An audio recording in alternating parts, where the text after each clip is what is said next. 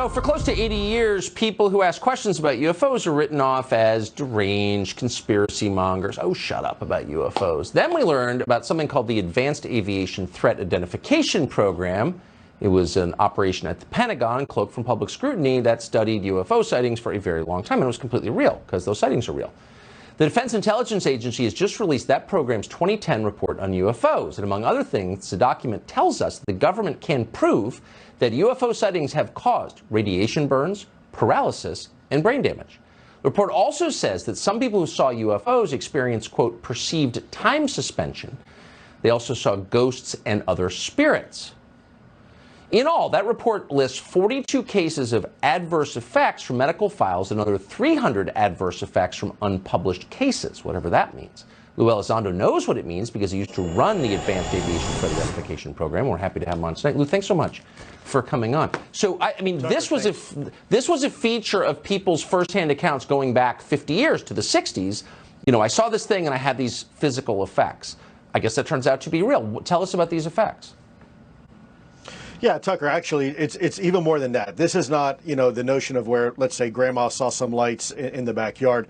These are military eyewitnesses. In some cases, they're fighter pilots or they're security personnel that have come up close and personal with a UAP, or I guess in the vernacular, UFO. And in some cases, they have sustained significant, some sort of medical trauma, something that can be looked at and quantified and qualified and measured as some sort of biological effect, that they didn't suffer these consequences until they came up close and personal to a UFO.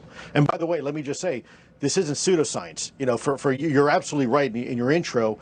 For many years, we've been told, oh, you know, this is silly and whatnot, and this topic is really not to be taken seriously.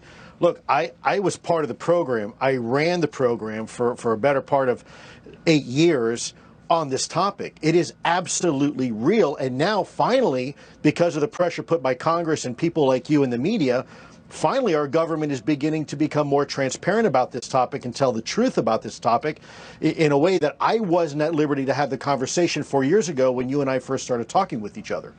Yeah, so I'm getting the idea that when they don't want to hear what you have to say, they call you a conspiracy monger. So these physical effects, some of which are serious, does the Pentagon believe these were intentionally inflicted on people, or they were just byproducts of the experience?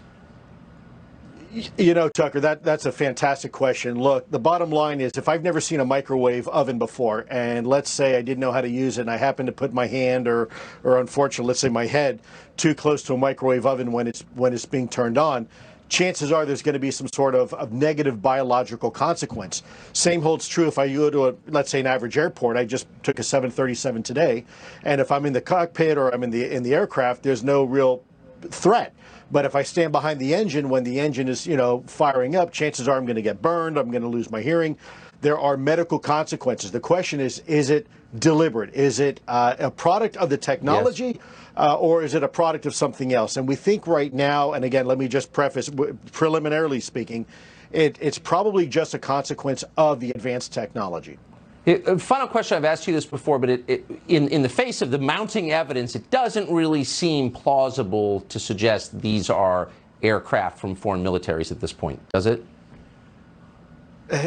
Look, we've been looking at this for a long time, and if anyone seems to suggest that China or Russia back in 1950s had the ability to travel at hypersonic speeds and do 90-degree turns in midair after doing 8,000 miles an hour, then, you know, you're looking at the greatest intelligence failure this country has ever had, eclipsing that of 9/11, by the way, by an order of magnitude. So no, I think it's fair to say at this point, suffice it to say, this is probably not some sort of adversarial technology we're dealing with. Right. It's not human. So we should let that marinate for a minute and think about what that means. Not that I can get my head around it, but I appreciate all the work you've done on this. Lue Elizondo, thank you.